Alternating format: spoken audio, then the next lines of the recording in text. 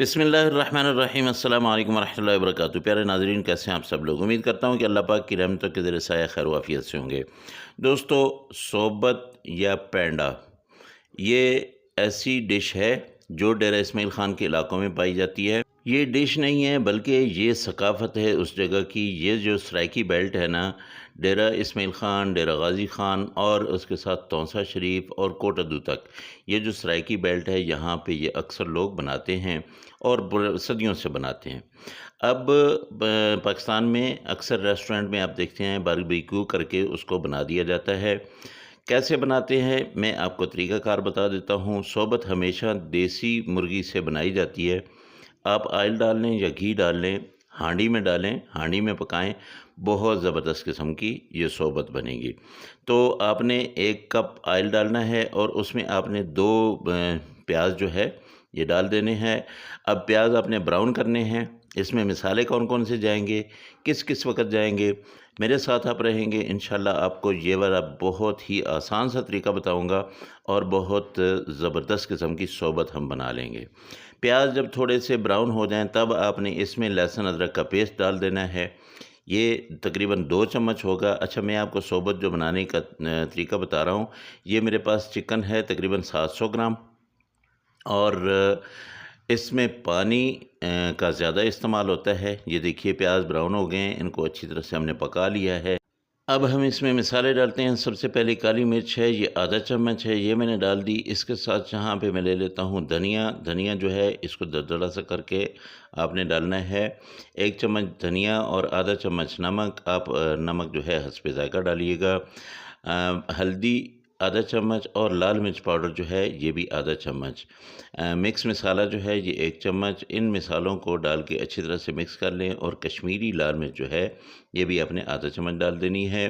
टमाटर 2 मैंने लिए हैं, इनको भी मैं डाल देता हूँ। टमाटरों को मैंने अच्छी तरह से गला लेना है। एक चीज़ आपको बता दूँ कि जब आप हांडी में मट्टी की हांडी में बना रहे हो ना सालन, तो मट्टी की हांडी जो है बहुत ज़्यादा गर्म होती है। बस आपने आँच जो है उसको ख़्याल करना है, बहुत ज़्यादा तेज़ आँच होगी तो ये जला देगी। अब हमने इसमें डाल दिया चिकन। चिकन मैंने आपको बताया 700 ग्राम है। इसको हमने अच्छी तरह से भूनना है और फिर इसको हमने 20 से 25 मिनट के लिए जो है कवर कर देना है। मैं प्रेशर कुकर में नहीं बना रहा, मैं इसको ऐसे पकाऊंगा।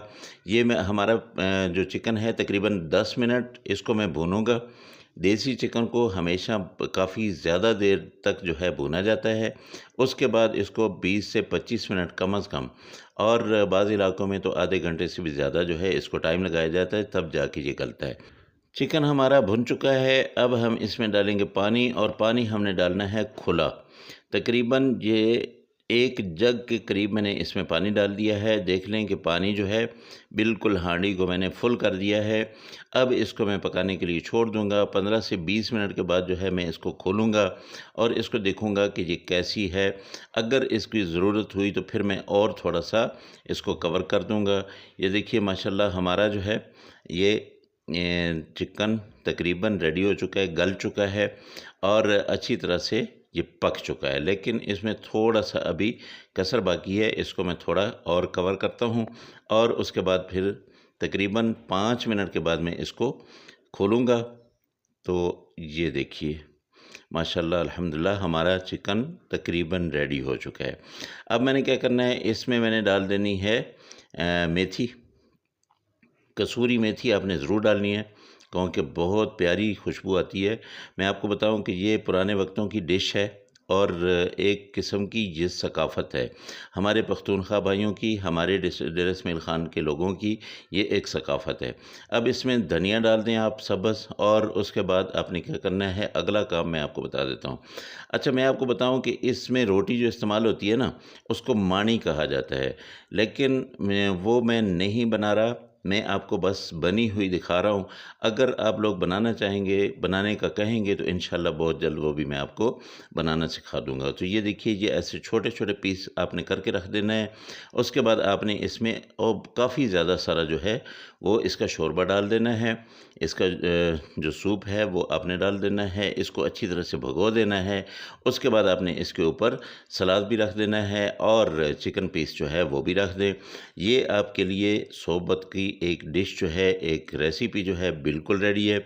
माशाल्लाह बहुत ज़बरदस्त किस्म की खुशबू, बहुत आला किस्म का जायका। आप इसको ज़रूर ट्राई कीजिएगा और मुझे बताइएगा आपकी रेसिपी कैसी बनी है। मेरी तो अल्हम्दुलिल्लाह बहुत ही अच्छी बन चुकी है।